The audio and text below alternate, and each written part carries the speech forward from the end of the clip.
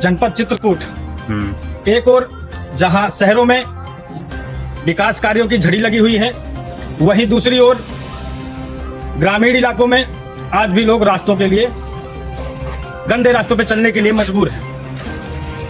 मैं आपको दिखाना चाहूँगा, यह रास्ता जनपद चित्रकूट के विकासखंड पहाड़ी के अंतर्गत ग्राम पंचायत कुचारम का है। यह रास्ता कई सालों से इसी तरह क्षतिग्रस्त। इस रास्ते से जितने लोग निकल रहे हैं, बरसात में और बहुत समस्याएं आती हैं। आइए मैं दिखाता चलूंगा आपको।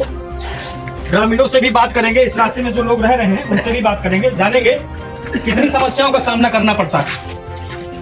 एक तो रास्ता भी सकरा है, दूसरा इस रास्ते में इतनी सारी समस्याएं हैं, गंदगी, कीचड़।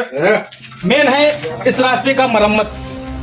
अगर समय रहते इस रास्ते का मरम्मत नहीं किया गया तो बरसात में जो पहले हालात थे वही हालात फिर से देखने को मिलेंगे।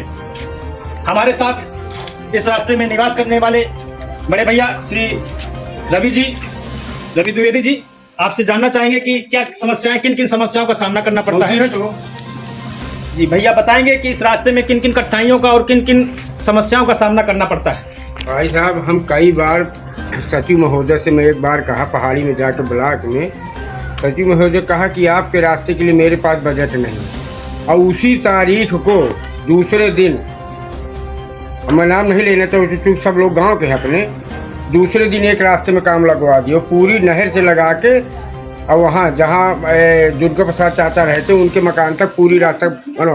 अब मैं अपने रास्ते के लिए कहा तो कहा हमारे पास बजट नहीं, और दूसरे दिन से उस रास्ते में काम चालू करा दी। बरसात में इस रास्ते से छोटे छोटे नन्हे मुन्ने बच्चे, एक पड़ोस की हमारी चाची विकलांग है, वो हमेशा इससे मान लो कहीं आई गई तो गिरते पड़ते आती हैं। हम कई बार मैं शिकायत कर दिया, लेकिन सचिव महोदय नहीं सुन रहे हैं। सबसे बड़ा कष्ट हमें उनसे है। जी, जैसा कि भैया ने बताया कि जब बच्चे स्कूल को जाते हैं, अपने जूते पहन के स्कूल नहीं जा सकते हैं। आइए बहन जी से पूछते हैं कि इस रास्ते में किन किन कठिनाइयों का सामना करना पड़ता है।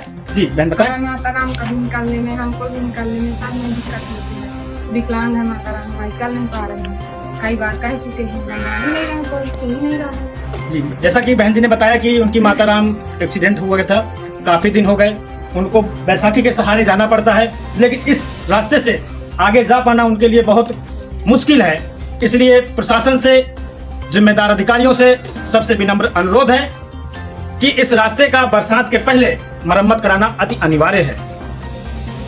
आगे दिखाते हैं आपको रास्ताओं की हकीकत।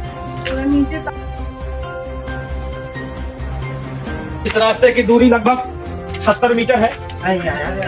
बजट का बहुत बड़ा इशू नहीं है, क्योंकि रास्ता सकरा है, आसानी से बनाया जा सकता है। वजह से मैं घर गिर गया, नाली की वजह से। जी, आप दिखा सकते हैं बहन जी का ये घर है, पूरा घर ये नाली की वजह से है गिरा है। नाली ना होने की वजह से घर गिर गया है, और बहुत सारी समस्याओं का सामना। इनका भी घर गिर चुका है, बरसात में, पिछले बरसात में घर गिरा है, पानी निकास ना होने का है, ना लेक वाला है ना कोई।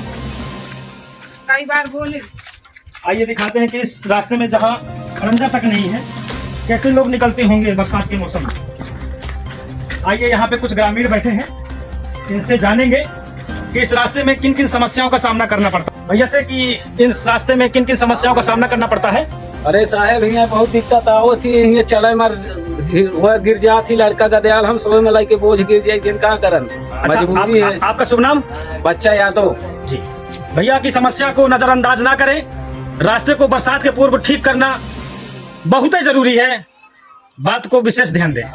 आइए इस रास्ते की दूरी का काम जब नहीं हल हो रहा साहब, चले तो बहुत देर से। ये रास्ता और आगे तक जाता है।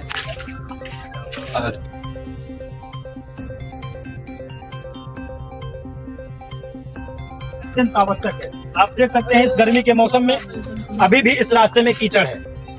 समझ सकते हैं कि इस रास्ते से निकलने वाले लोगों को कितनी कठिनाइयों का सामना करना पड़ता है।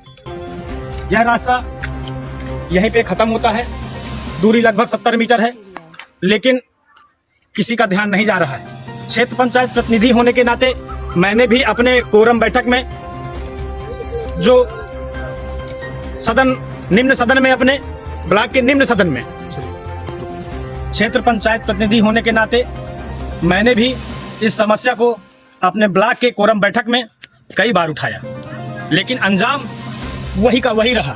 रास्ते का मरम्मत व रास्ते का निर्माण नहीं हुआ। कैमरा पर्सन यमराज पटेल के साथ Vishwanath Pratap Singh, social media influencer. नमस्कार।